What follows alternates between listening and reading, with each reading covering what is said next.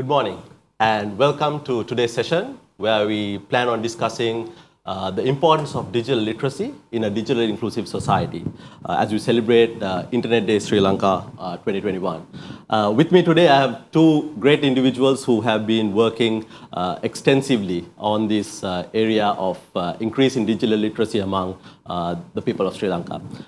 We've got Maitri Malwattegoda, who is the General Manager for Sarvodaya Fusion, an organization that has been working relentlessly to increase digital literacy among the citizens of Sri Lanka through their ICT for development programs. And on the other side, we've got Yasas Abevikrama, who is the Policy Programs Manager for Facebook Sri Lanka. Yasas also is an eminent character. He has been working extensively on projects that have assisted grassroots level corporations, organizations, and small companies increase their digital literacy to assist in digital economy. So I'd like to start off with you, Yasas. In your opinion, why do you think digital empowerment is important at a societal level? Thanks, Aminda, and thanks to the organizers for inviting me and Facebook to be on this platform. And I congratulate the organizers for successfully organizing Sri Lanka's Internet Day. So, coming to your question, as we know, I mean, the digital platforms, digital tools have started to kind of change the society. They are being used in different aspects of life in Sri Lanka as well as around the world. And a time is coming where all citizens need to understand how these digital platforms work and what are their benefits, right, and how to use them for their benefit. And that's where the digital technologies slowly start to transform human lives. And adoption is an important aspect in that conversation, because even though you introduce various digital tools, platforms and technologies, if people don't know how to use them or don't realize their benefits, your adoption rates could be low. So in that context, digital empowerment becomes very important, so that the society, the citizens know the benefits and how to use these tools and platforms, and even use them safely as well. You know, like in offline world, how you would use or do certain things with certain kind of safety measures, and as well as certain values and ethics. Similarly, how would you do that in online kind of digital world? Right. So in that sense, that empowerment is important, because these technological advancements and the society wouldn't match. So you would just do certain things, introduce technologies, but your society doesn't use them in the same spirit. So that's where I believe digital empowerment, especially at grassroots and broader society, is important, because everyone wouldn't have gone through IT qualifications or digital education per se, but your digital technologies are not necessarily meant for those. Digital technologies are meant for everyone. And how would you move those people to use these platforms and technologies is the question. And that's where digital empowerment becomes really important. Right. So we actually heard His Excellency Gotabaya Rajapaksa talk about digital Sri Lanka, and Yasas also touched upon the fact of adoption.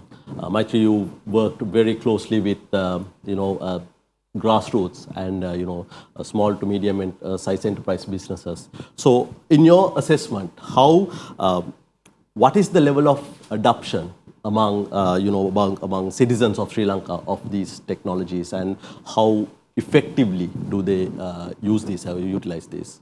Thank you, Aminda, and the FITIS for inviting me to talk today. So before I come to digital adoption, let me start with digital literacy. Yeah. According to Census and Statistics Department, in 2020 mid, the digital literacy rate age among 5 to 65 is 49.5%.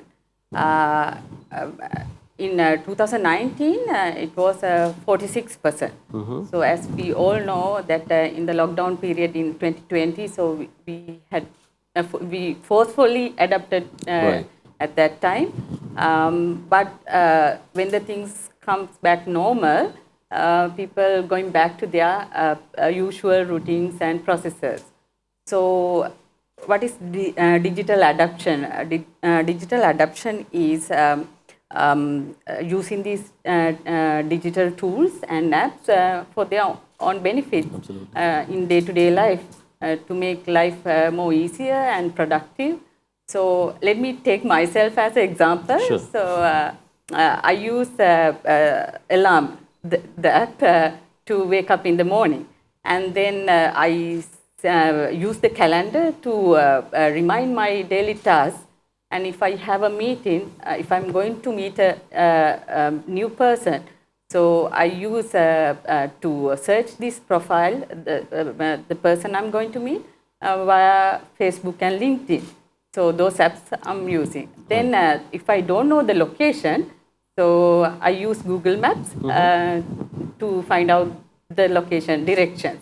And to go there, I get the Google Maps support to avoid the traffic. Right. So yeah, then again I reach on time with the support of Google Maps. Yes. So this is how I digitally adapted actually. So normally in adaptation, so there are 3 stages.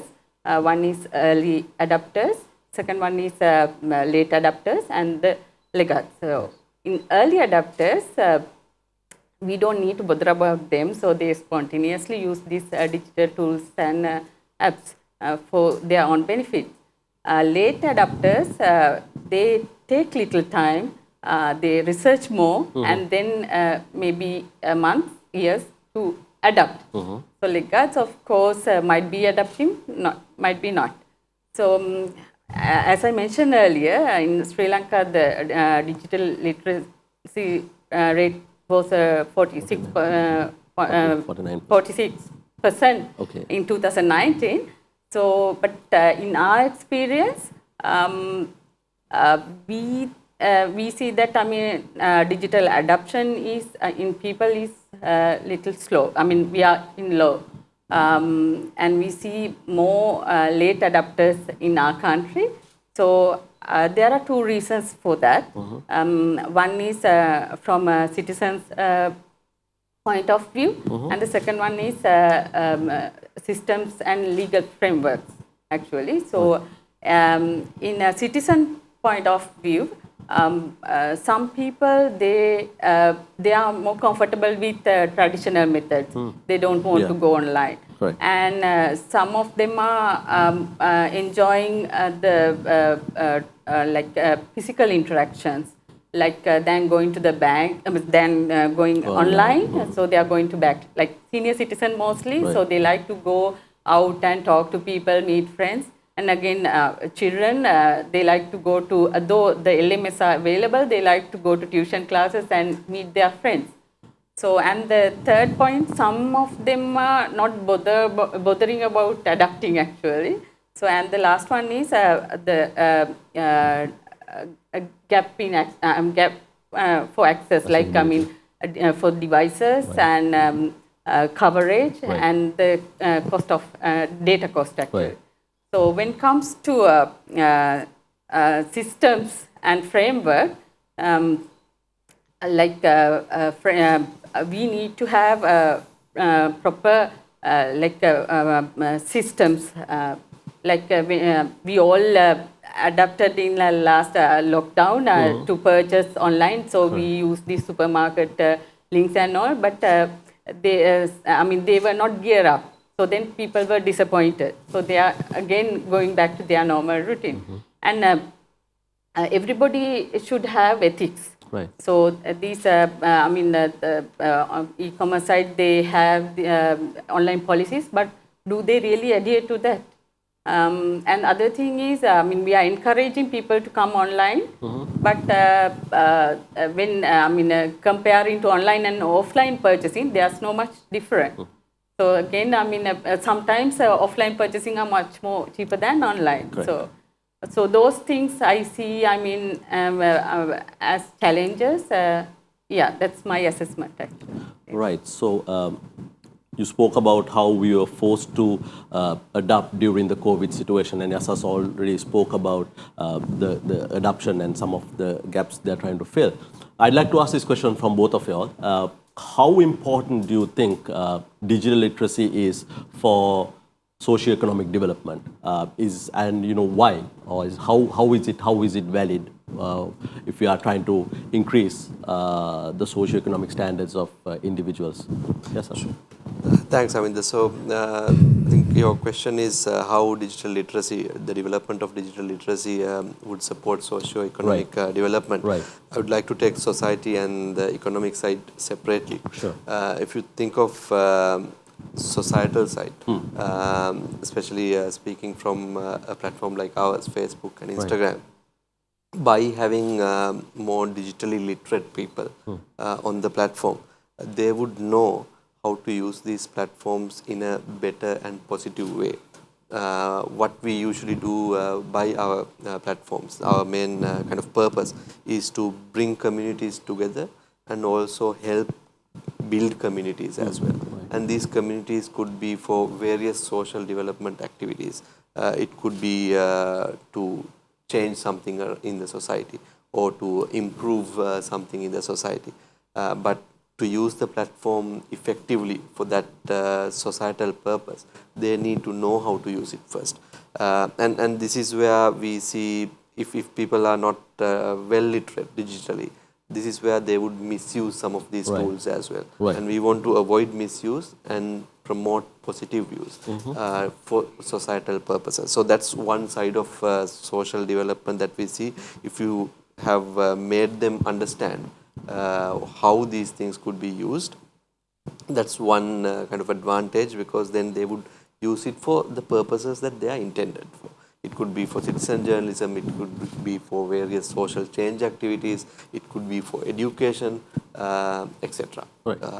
The economic side is, now if you think of an entrepreneur or a small business that runs in Sri Lanka, where they want to reach out to broader markets within the country or even outside, they could use platforms like Facebook. However, the literacy is important. Now, my experience working with small businesses and entrepreneurs, especially with your organization, ICT agency, on the ground, grassroots level entrepreneurs, is that they have these amazing products coming out of rural areas, but their market is limited, and their knowledge is limited, skills are limited, so that they can't use these platforms. So if they knew how to use Facebook or similar platforms, especially Facebook, because we provide that market access. Like if they wanted to bring a product from, say, in Anuradhapura to Colombo, you open a page, you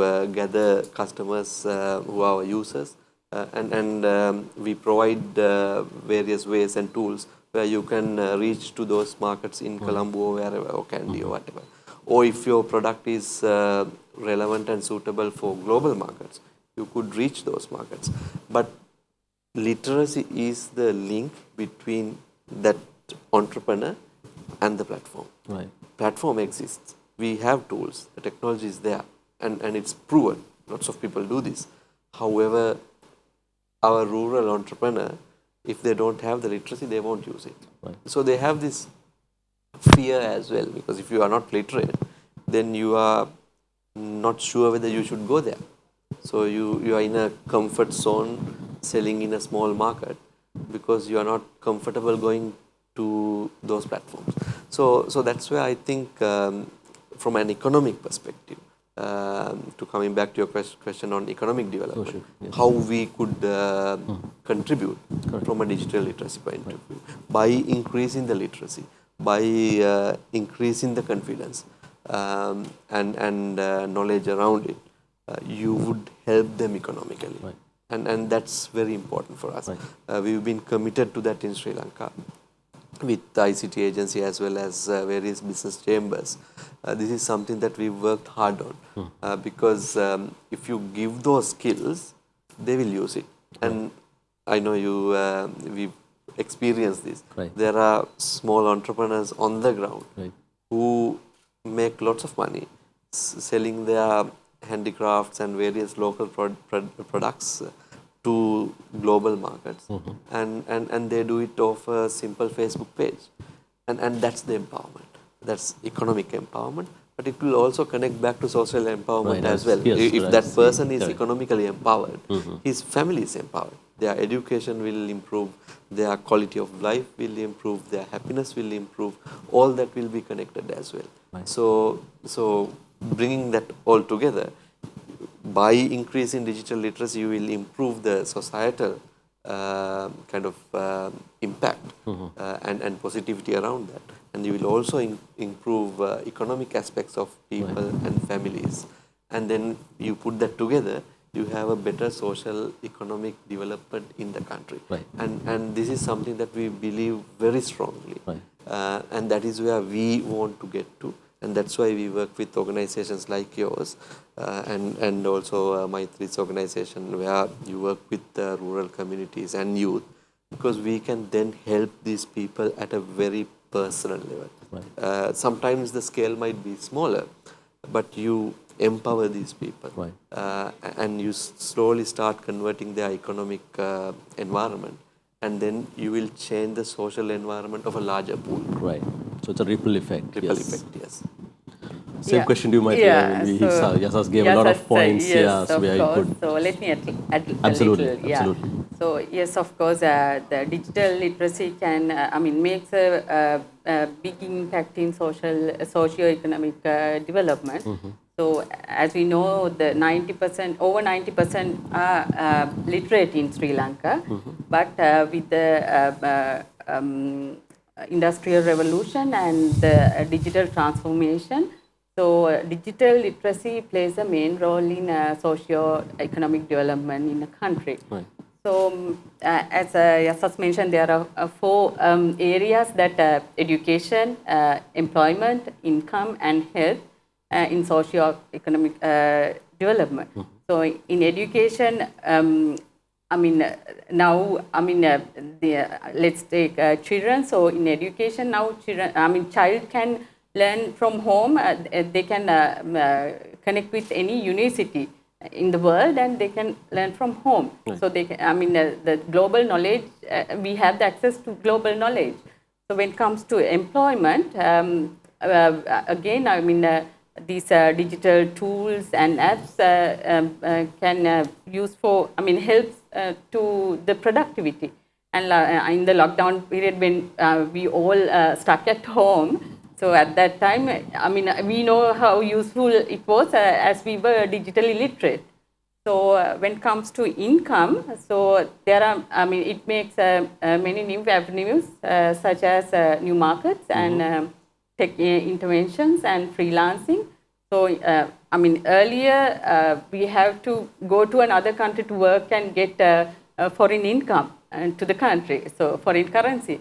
But now, in freelancing, so we can work to other countries, staying from our own country, and we can still bring foreign income to the country. So, yeah, when it comes to health, health, of course, it helps to have a healthy life via this, virtual well-being and digital well-being. So, in digital well-being, so we all know that, these digital devices like smartphones and watch helps us to have a healthy life. So they always remind us the screen time and the time to sleep and, Yes. So, the calories we burn. Yeah. So those things. And in virtual well-being, of course, we can connect with doctors than going to the hospital. Now we can get their consultancy. So, and for fitness, we can, again, virtual, these yoga classes and Zumba classes. So, Right. so those things, I think, it plays a main role in socio-economic development. Right. Yeah. You spoke about the four areas that you just described, four areas including education and employment and etc. Is there any particular segment, Maitri, that you think needs more attention? You also spoke about the early adopters and the laggards in your earlier statement. So, is there any segment that you think needs a bit more attention, a bit more supervision, or a bit more where we engage with them a little bit more? Is there any segment do you think that needs working on? Yeah, so I think we should give more attention to age about 35. Right. Why age about 35 is we all know that we are waiting to retire when we turn 55, 60. We were talking about it a few minutes ago. So, but as you know, so in Western and European countries, so they work till until their late age, older age, Right. and they contribute to their positively contribute to their economy and society, and they earn for themselves, and it gives them a self fulfillment as well. And at the same time, so it helps them to keep their mental and physical well-being. Fitness. So in our prediction in 2041, our senior population will increase from 2.7 to 5.3. It's doubling actually. Yes. So I think it's high time for us to focus in that segment, that we can make use of their skills and capacity when they get older, and it support to a country's development. Yes, as Maitri spoke about some of the segments in society that needs a bit of attention, 35 and the senior citizen segment. How do you think those segments would benefit from future digital applications? Would they, what kind of benefits would they be looking at, and what could we pitch as benefits for them if we're looking at empowering them? Yeah, if you think of benefits, I think there are different benefits and different kind of objectives Right. of different age segments. So as far as we are concerned, we would love to support every segment. Yes. Of course, the segment that Maitri spoke about would benefit from from our platforms at least, like having that community together and discuss about various social issues, and also kind of promote certain things that they want to do, and even promoting businesses, because this age group is Right. probably doing businesses, Already. even entrepreneurs, etc. Right. So that's an area. But we are also very keen on supporting youth and training and providing digital literacy skills to younger generation in Sri Lanka. Now, in Sri Lanka, over 4 million people are youth, like younger ages, and it's very important that these our youth understand and have the right digital skills, so that they can kind of use these platforms and digital environment in a confident manner. Now, ideally, through the school education system, they would have understood, or they should have. Yes. But around the world, what we see is school curriculums are still getting adjusted. So there's a need to kind of give these skills once they leave the school or much later in their life. Right. And this is where the segment that Maitri spoke about also comes into play, because they haven't had that benefit during their school time. So as Facebook, we've been very committed to training youth in the country around these digital skills, because they can use these platforms for various benefits. So I can't give a list of things like Right, this yes. is the thing that they Yes, would use, yes, but yes. for various things, it could be whatever, like it doesn't mean they would just use X, Y, Z platforms. They would use various digital technologies, including ours. But the bottom line is they need to have those skills to do so. So in terms of age segments, we are keen on all segments, having, ensuring that our citizens as well as our users have those skills, and especially youth though. Because they are the ones who would start new businesses, they are the ones who would create new innovations, new ideas will come through, and our platforms can be used to propagate some of those thoughts, and if we can provide the skills and the confidence for them to use, then that will be a great win for Sri Lanka. Right. So that's something that we are very committed to. Right. Coming back to Maitri, your organization has worked extensively in empowering grassroots and rural communities, and both Facebook and ICT, the ICT agency has had the privilege of working with the organization. And we also heard His Excellency talk about his vision for a digital Sri Lanka. So as an organization that works for ICT4D and has been doing this for the longest time, what kind of areas would you suggest the government focuses on, where there's a need, where you think there is a need for improvement, looking at an overall picture? I mean, taking into consideration what Yashas just said, where we're trying to give the digital benefits to all. What kind of areas do you think the government should focus on or maybe work on to take this to ensure that there's digital literacy for digital inclusive Sri Lanka? Yeah. Yes. With our experience, I would like to suggest few areas actually. So actually, there's no much gap in private sector, as they already created a digital environment in that sector. But when it comes to public sector, so we need to inculcate digital culture, and we need to encourage government staff to use these digital apps and tools. I'm talking about outside Colombo. Absolutely, correct. So let me take one example. So when we are doing this IT Yahamagar program for families, like mostly for office staff. So we found out some of the office staff, they don't know the difference between a website and an email address. I mean, recently, not even a month back, we call one government office in Anuradhapura district, and when we were asking the email address of them, so the person who picked up the phone, he mentioned that it's www.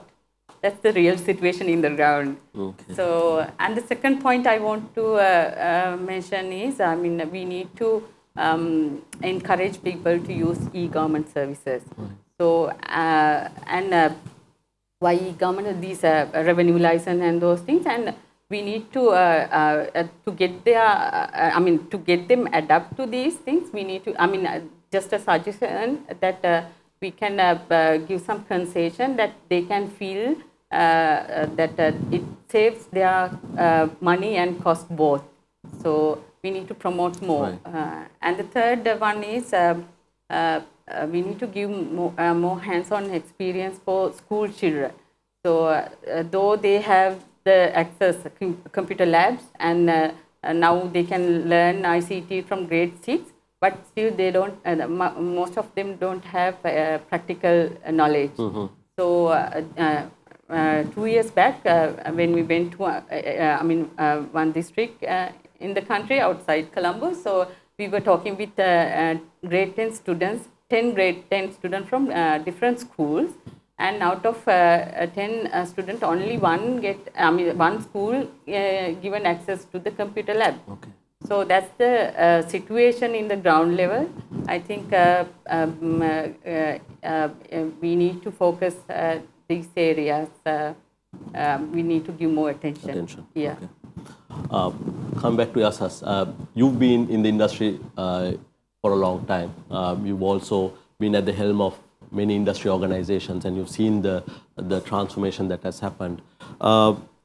What do you think is, or what are the areas you think the industry, the IT industry or the ICT industry in Sri Lanka should help the government when it's trying to go through this goal of having a digitally inclusive Sri Lanka through digital literacy? What do you think the industry's role is, and how could the industry help the government through lessons learned and various other methods? So I think what would work from my experience is a collaboration. Right. There's no way a big win can be marked just by government working alone or industry working alone, or the civil society organizations like Sarvodaya Fusion working alone. It has to be a collaboration for sure. And Facebook as a company is very keen and positive on working together. Right now also we work with the government, with the Vocational Training Authority, for instance, to provide digital literacy trainings for the vocational sector through our We Think Digital program. And then with a civil society organization like Sarvodaya Fusion that Maitri leads, we train the society around these digital skills and digital citizenship as well. By the way, I couldn't mention on digital citizenship.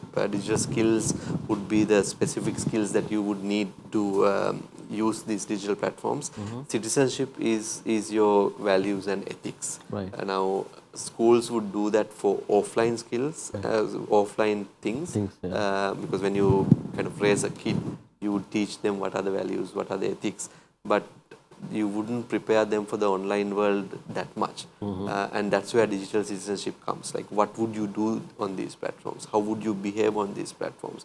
How would you maintain your digital footprint, etc.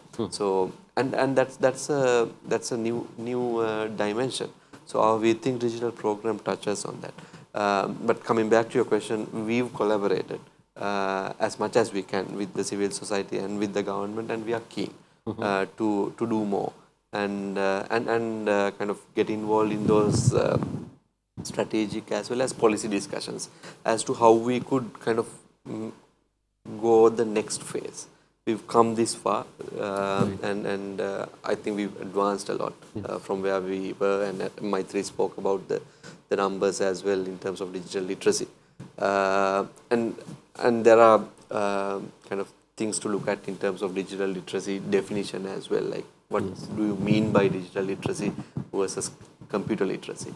So there are certain detailed aspects to look at, but Facebook as a company is interested in getting involved at a policy level, so that we contribute where we can to kind of draw that roadmap, and when we travel along that road, support in whatever the ways we could. I believe this is the future. COVID was a good eye opener. Like, it showed what digital platforms and technologies could do. As Maitri said, people might move back to offline in certain cases, but a certain element of online will remain. This event, for instance, is online. But today in Sri Lanka, we could do certain offline events, but the organizers have decided to do it online. So things won't go completely offline. Like a certain percentage of online will be there, and these platforms and technologies will evolve, and that's the future for the next 10, 20, 30 years. And if we haven't transformed our society, citizens, and especially the youth and kids, because they are the future, to behave well in that digital environment, as well as to reap benefits of those digital technologies, then we haven't done our job. And that's the responsibility of our generation, because I think you were speaking about retirement. So then next 10, 15 years, we would kind of move out, and the next generation would come in. But we should have created the environment for them to use this, so they have skills and they have the kind of values and ethics from a digital citizenship point of view. I think that's where the discussion should be. And as a company, Facebook is committed to get involved in those policy discussions and also as support, as I said. Absolutely. I think it's same goes for Sarvodaya as well. If you do want to add something to that, actually, as an organization point of view, yes. Of course, I think government can't do all these things alone. So the partners such as industry partners and educators and civil organizations and the community has the same equal role to play to make our society a digital inclusive society. So that's I want to add. Perfect. So I just want to reiterate that the ICT agency also is working extensively in creating and curating projects and activities and initiatives with organizations such as Facebook and Sarvodaya, with many other partners, in ensuring that the final vision of a digitally inclusive Sri Lanka. I mean, that's probably everybody's vision, and of course, it's the vision of the executive as well. So, thank you so much, Yasas and Maitri, for joining with us today as we celebrate Internet Day in Sri Lanka 2021. And I wish you all the best in your projects. And let's try to see if I mean, we spoke about a lot of good things, and I wish you all the best in achieving your goals. Thank you. Thank you very much. Thank you. Much. Thanks.